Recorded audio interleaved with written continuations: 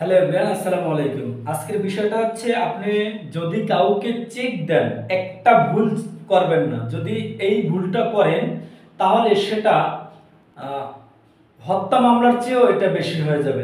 আপনার জীবনের জন্য হত্যা মামলার চেয়েও একটা ক্ষতিকারক বিষয় হবে। তা হচ্ছে আমি একটু ঘটনাটা বলি। তা হচ্ছে আমার এক ক্লায়েন্টের কাছে এক ব্যক্তি 10 লক্ষ টাকা পাইতো। 10 লক্ষ টাকা পাওয়ার পরে আমার ক্লায়েন্টকে বুঝিয়ে 4টা ব্ল্যাঙ্ক চেক নিছে। 4টা ব্ল্যাঙ্ক চেক নেওয়ার পরে আমার ক্লায়েন্টের নামে দেখেন 4টা ব্ল্যাঙ্ক চেক নিয়ে ওই ব্যক্তি ভদ্রলোক দেখেন কাজটা করছে কি, 4টা মামলা করছে। এক একটা মামলায় টাকার পরিমাণ দিছে দেখেন একটু চেকে, আমি একটু দেখাই।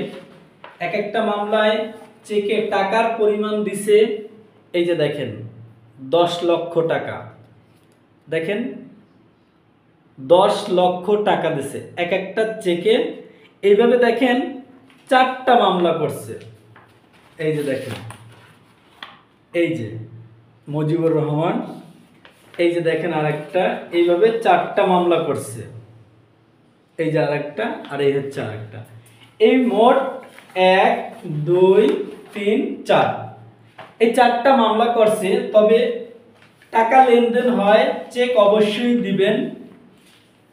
সেটা একটা ভুল করবেন না। কোন ভুলটা করবেন না একটু দেখেন। এই জায়গাটা, এই যে দেখেন, আপনি এখানে টাকার পরিমাণটা লিখবেন। আপনি আপনার কাছে কয় টাকা পাবে, আপনি টাকার পরিমাণটা লিখবেন। লেখার পরে এখানে আবার যে কথায় লিখবেন, কথায় লেখার পরে এই জায়গাটা আপনি পরিপূর্ণ ভরাট করে দিবেন।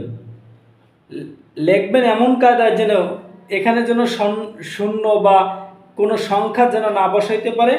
আর আপনি এখানে নিজে হাত দিয়ে টাকার অঙ্কটা লিখে দেবেন। এখানে শুধুমাত্র আপনি বা 1 লাখ টাকা 2 লাখ টাকা এইভাবে লিখবেন না। এভাবে লেখার পরও আপনি এইভাবে কথায় লিখে দেবেন। যদি আপনি কথায় লিখে না দেন তাহলে কিন্তু এখানে আপনি শূন্য বাড়াইয়া এখানে 1 লাখ টাকার জায়গায় কিন্তু 10 লাখ টাকা দিতে পারবে। 10 লাখ টাকার জায়গায় কিন্তু আবার কি এখানে 2 দিয়ে কিন্তু আবার কি 20 লাখ টাকাও বানানো যায়। এইভাবে হইতে পারে।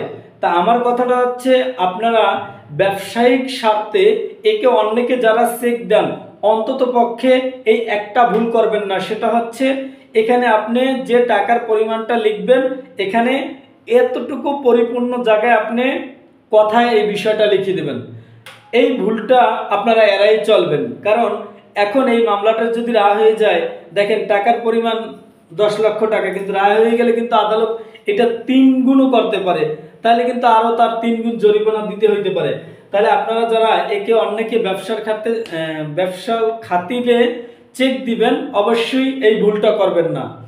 তবে যদি আমার এই ভিডিওটা ভালো লাগে, অন্যের উপকারের জন্য আজকের এই ভিডিওটা শেয়ার করে দিবেন। সবাই ভালো থাকবেন, সুস্থ থাকবেন। আল্লাহ হাফেজ, আসসালামু আলাইকুম।